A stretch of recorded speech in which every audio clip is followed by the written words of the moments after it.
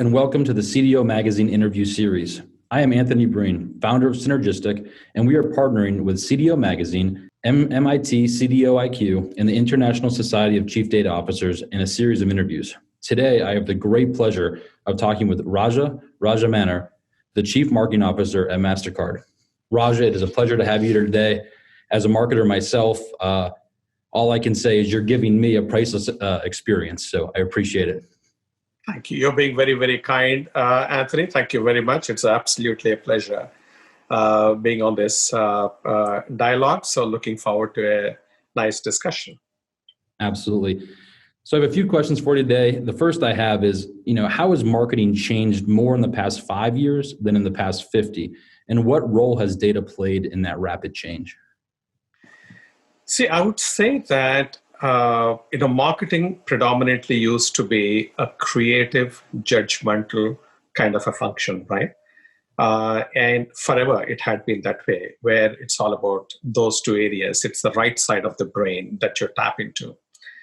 But I think probably late 1980s, early 1990s is when data, the power of data, was discovered by the marketers. And since then, there has not been any looking back, because marketers suddenly realized, my God, this is something which will really help me do precise targeting, to be able to optimize the campaigns, to be able to measure in a credible way the return on their investments and so on. So all that has really driven data to the forefront. And there was, of course, the birth of the so-called data-driven marketing discipline. And today, marketing without data is absolutely not going to work, right? Particularly with the fragmentation of channels, fragmentation of the audiences, the ability for people to be able to almost get to a segment of one. As a marketer, you cannot live without it. And also the good thing is, data has been hugely democratized. So in the past, if you had to really be in data-driven marketing, you had to invest a lot. Firstly, you need to have your own huge databases. You need to have what we used to call as data warehouses.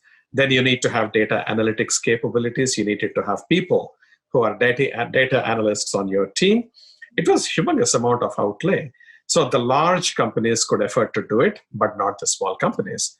But thankfully, with the democratization of data analytics, that scenario has changed, and anyone and everyone are able to access the power of data analytics and deploy it behind marketing. That's changed the game significantly. Particularly, I would say the last 5 years have been even more dramatic, because the fragmentation of media post the social media world has been unbelievable. When you look at mobile devices and how ubiquitous they have become, again, this has led to a lot of fragmentation. So when you have more fragmentation, it becomes very difficult to reach masses of consumers who are all focused on your ad at any point in time. So in the old days on TV, you know that if you put it on prime time, say Saturday Night Live or whatever, the whole family is sitting in front of the TV and they are all there. So the eyeballs are all paying attention to you, the brand or the advertiser. But that's no longer true. People are always on. So what is prime time? And people are everywhere. Do we have the intelligence to be contextually appropriate? And do we know that we are even reaching the right people at the right frequency without overloading them across different media and across various channels in a way that is not wasteful, because marketing resources are becoming more and more scarce. So I think overall what happened in the last 5 years particularly is a significant advancement of analytics, which are happening much more, I would say, near real time. Not exactly real time, but it's getting towards near real time. And for transactional companies, that's proving to be a huge advantage. And also things like whether you want to bid in real time through programmatic, and how do you decide whether something is really worth it at that point in time, and how much is it worth it? All these things are happening on the fly. And from those perspectives, data has really changed the game pretty dramatically in the last 5 years than ever before. I couldn't agree more. I mean, I think as you look at marketing organizations, as we look at our clients, I think marketers and companies that are not, taking advantage of the data or are not recognizing the value or not recognizing that with ad blockers and other major fragmentation, as you shared, they're not seeing the value that they're getting. And also the results aren't exactly what they're seeing on their dashboards, right? And what that leads to, in my opinion, and I think in yours as well, is the commoditization of brands and marketing, right? And my question for you is, I'm personally fascinated with what MasterCard is doing around symbol marketing and around, sonic identity to elevate itself above that commoditization. Can you share, most people, don't know what symbol marketing is, don't know what sonic identity is. Can you share more about that? And also just how data drives those decisions, right? I mean, I'm fascinated personally to learn how you gain data from a sonic, identity and how that drives, brand affinity and brand affliction.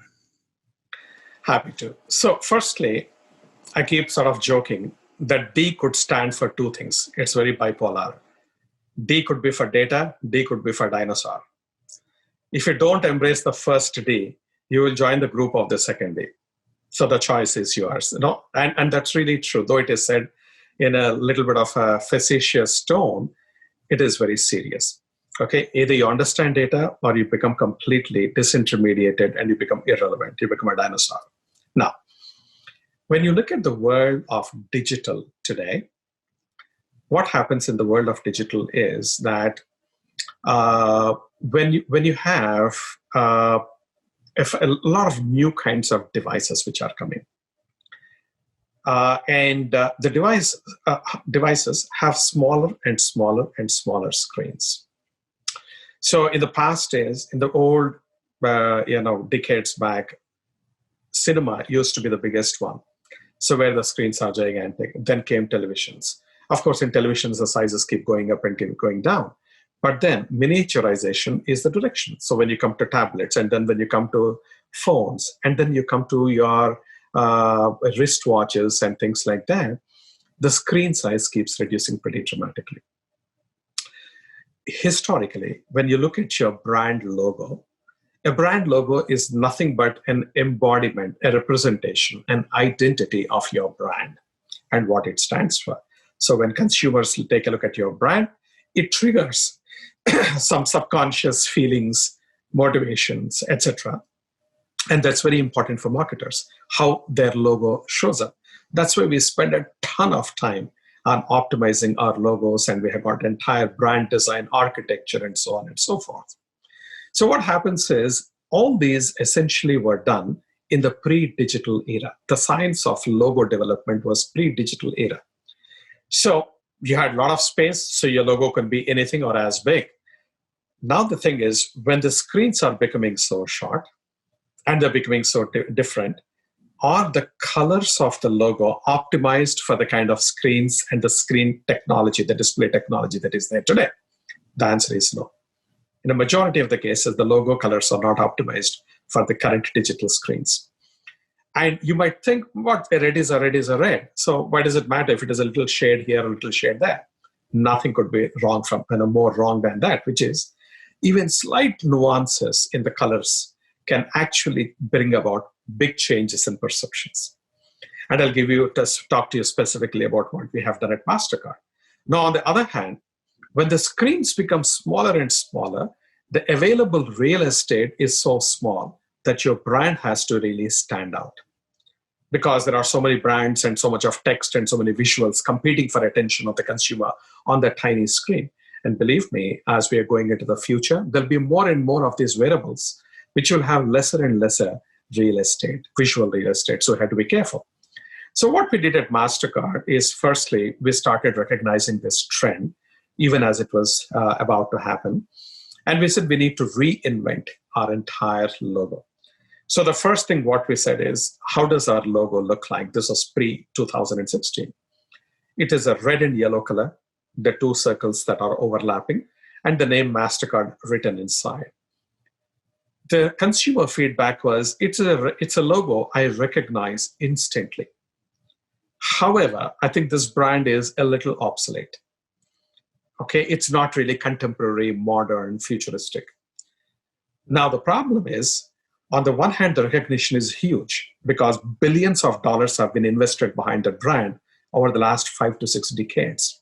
I cannot let that equity go. And on the other hand, I cannot be stuck in the past. So how do I move into the future? So I had a very interesting conversation with our agency, design agency, to say we need a new logo. The logo should be red and yellow in color, like it has been before.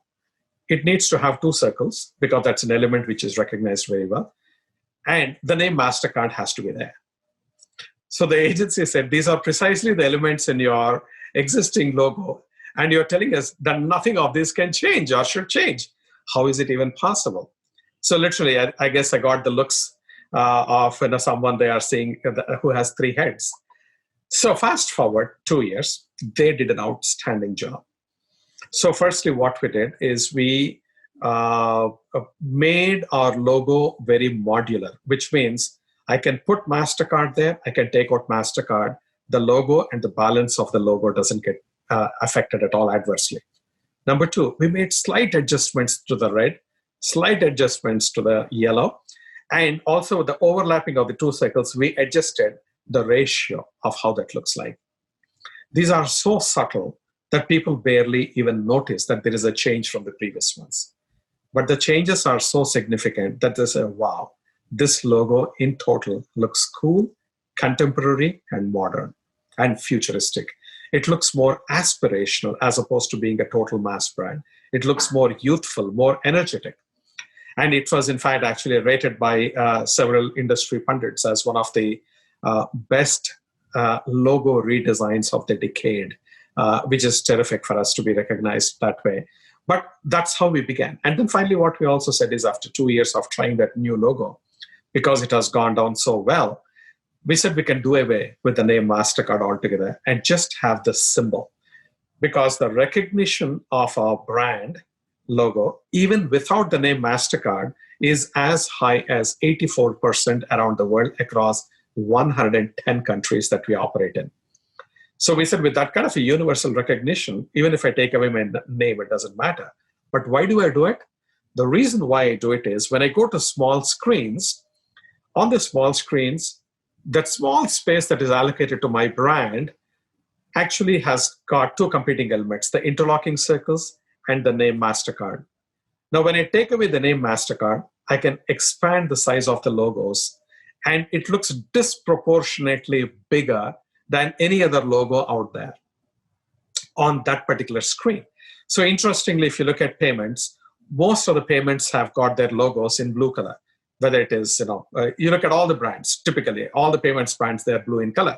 We are the only ones who are red and yellow. And on top of it, we are the only ones, and we can be the only ones because other people cannot take away their names from their logos. That is a pure symbol. And that's a real privileged position to be in from a brand perspective. So that's what we have launched. And since then, our trajectory has been nothing but spectacularly upwards. And so it has done very, very well. So that's what our symbol branding is all about. And it is, I think, one of our most successful experiments. And thank God it has gone very well. I would say that's what it is as far as the symbol brand is concerned. Absolutely. I'll just spend a few minutes on the Sonic, which you asked for.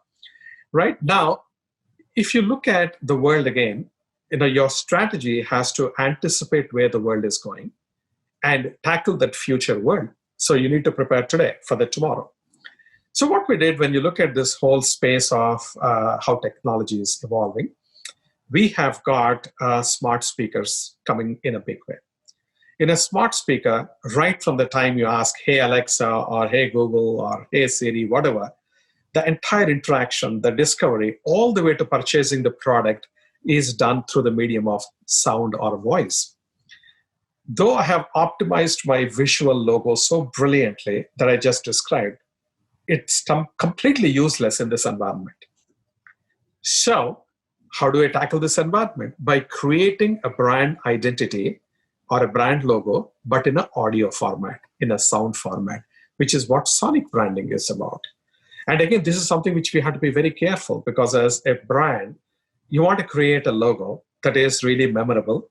Otherwise, it doesn't really get associated. It has to be very pleasant. Otherwise, people will throw up. It has to be very hummable. Hummable, many people should be able to hum it.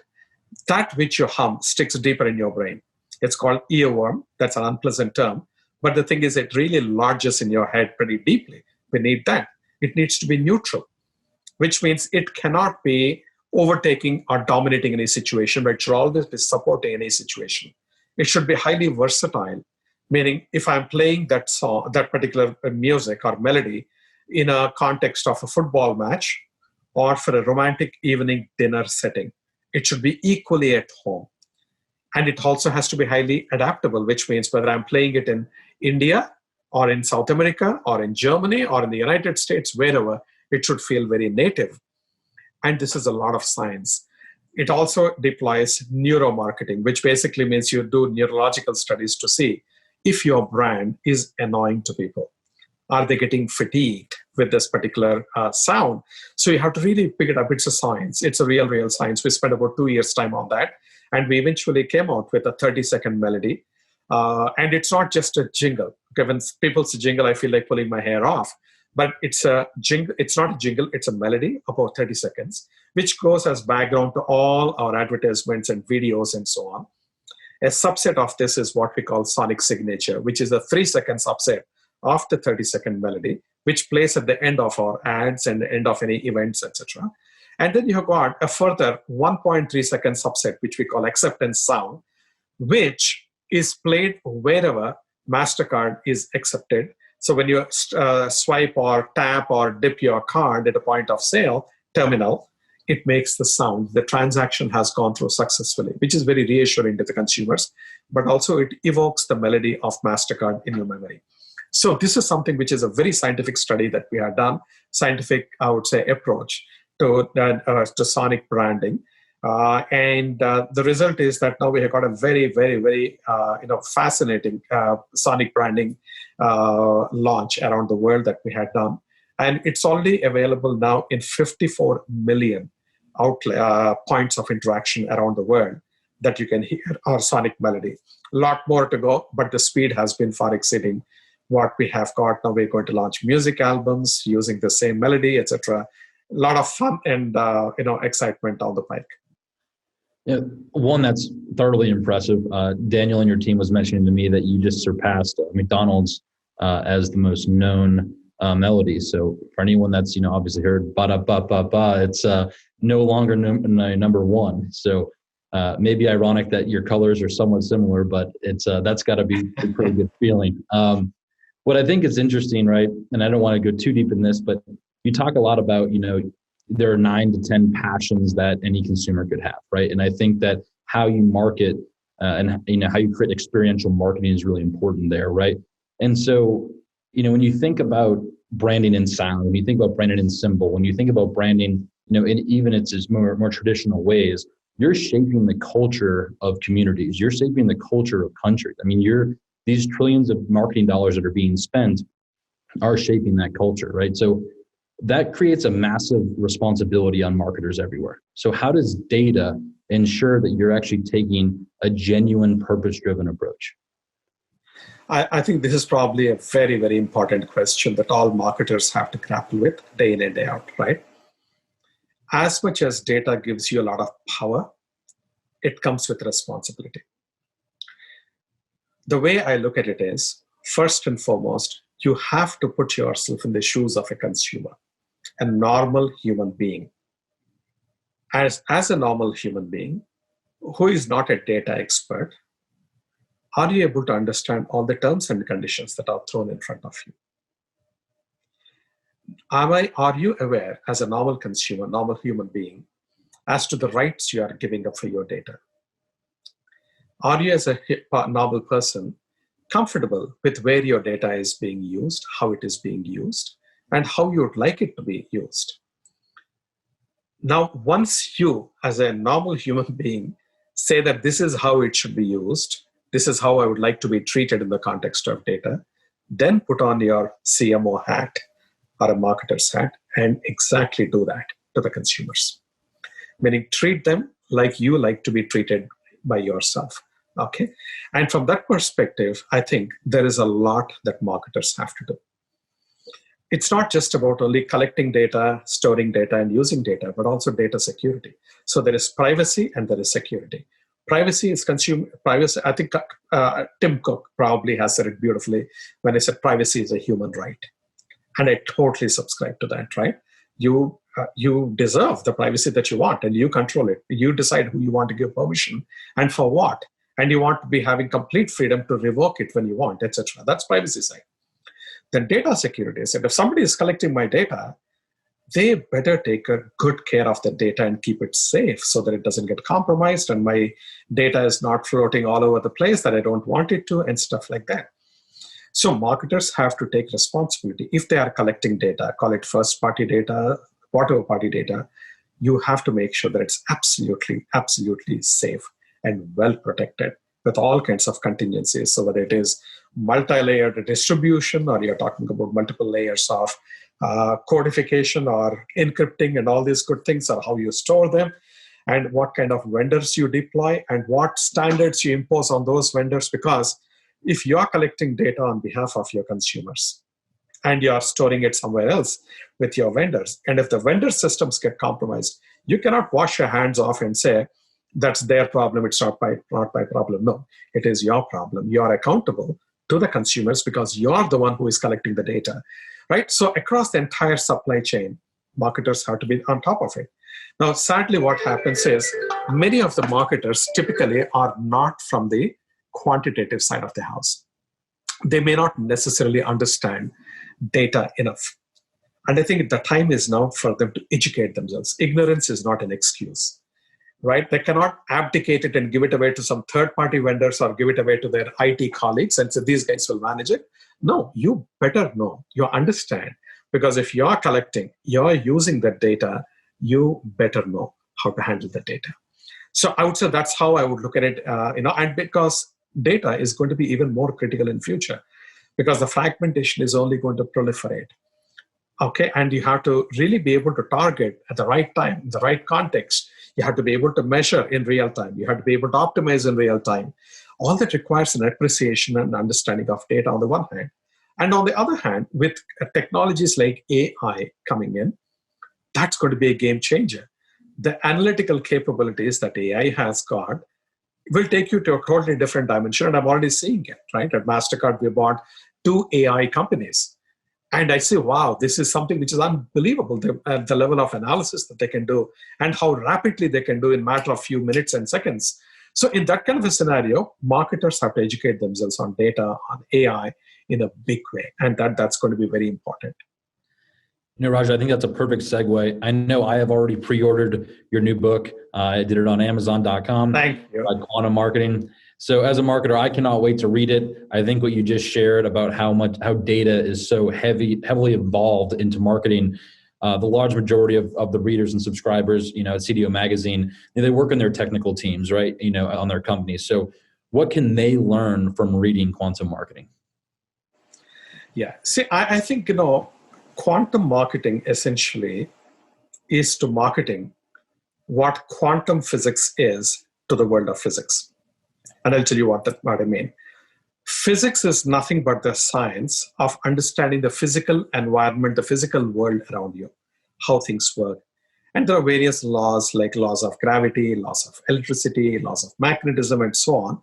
And once you understand how things work, then you can use them appropriately. That's what physics is. But when mankind discovered outer space or subatomic particles, or when the speed of things have started accelerating pretty dramatically, they found out that classical physics fails. It cannot explain the phenomena in these new worlds. And therefore, there was the birth of a new field of physics called quantum physics, and which forms a lot of the basis for how we learn and how we deploy science, the science of physics today.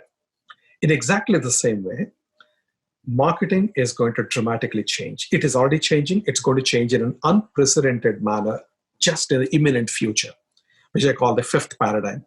So every time there was a bunch of new technologies coming, typically a couple of technologies, marketing went through a radical reinvention. In the olden days, which I call 1st paradigm, marketing was all about product marketing. I have got the best product available at the right value, people will come and buy. But when psychology was discovered, the joys of psychology, sociology, and anthropology by marketers, and television and radio came about as 2 disrupting technologies, marketing went from paradigm 1 to paradigm 2, which was all about emotional marketing, even to the exclusion of products. You don't have to talk anything about the product, but you can be wildly successful in winning consumers' hearts and minds. And MasterCard is a classical example with our priceless campaign. Then paradigm 3 came with two things: the democratization of data analytics and the birth of the internet. Marketing went into the third paradigm, that was the birth of digital marketing. Then, with the advent in 2007, both of iPhone on the one hand and of Facebook on the other hand, so social media was born and mobile devices were born. And the combination of these two, marketing has to reinvent. And that was a fourth paradigm, which led to mobile marketing in a big way and social marketing in a big way. Each one of these paradigms had two changes. Now we are at the verge of a huge disruption that is being enabled by more than a dozen technologies, not two, but dozen. You got AI, you got VR, you got AR, you got wearables, you got autonomous driving vehicles, 5G, 3D printing, robotics.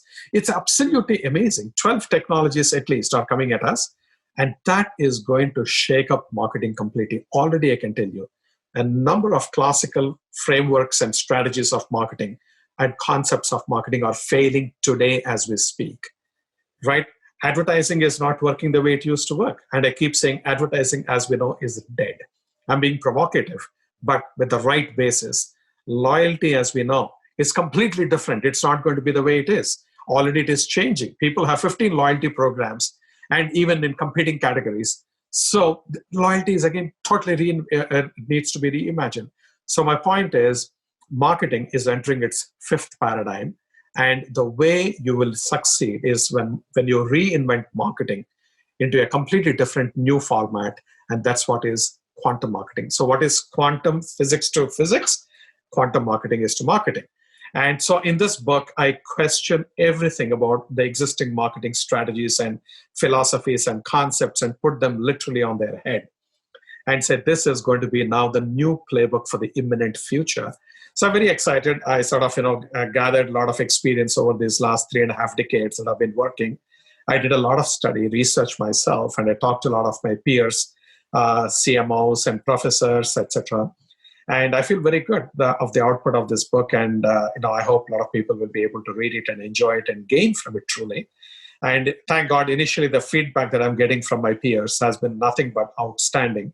And just for cheap thrills, I had to give one quote that I received from the CMO of General Mills, the company which makes all of cereals. So he said, Ivan Pollard, that this book will do to your view of marketing what Copernicus's book did to our view of the world. It'll change it forever.